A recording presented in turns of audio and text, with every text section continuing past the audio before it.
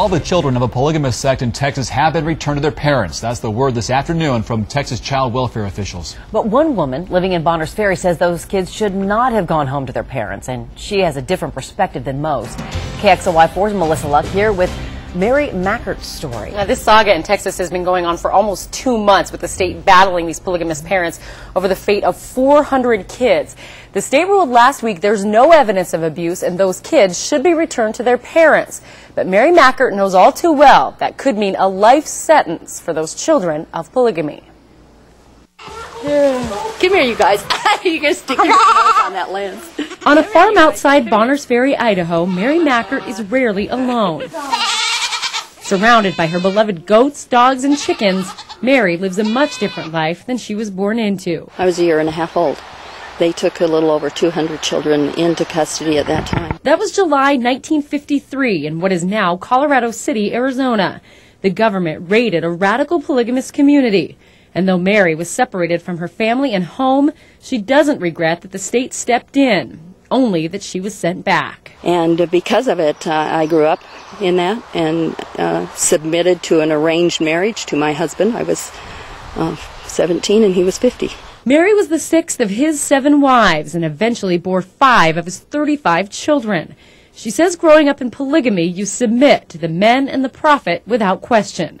16 years later, she had enough of sharing her home and her husband and tried to leave. I was abducted, locked in my room for a day and a half, and my husband threatened to blood atone execute me. When she finally did leave, she went to college, got a degree, and got custody of her 5 sons. She found her calling as a missionary for the Baptist Church, trying first to reach out to the women in the community she left behind. I really believe God closed doors down in Colorado City. There were death threats against me, and he opened them up here.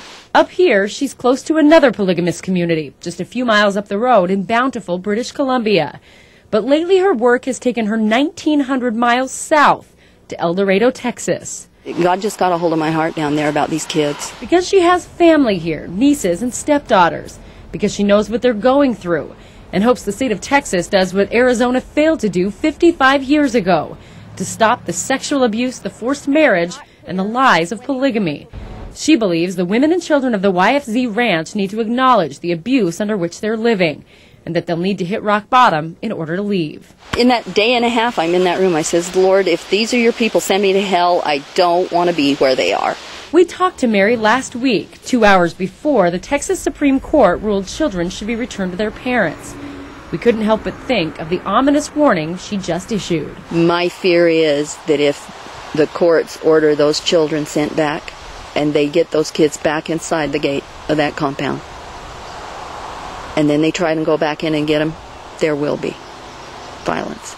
Mary wants to stop that by bringing the children here to escape like she did into the mountains and the wildlife.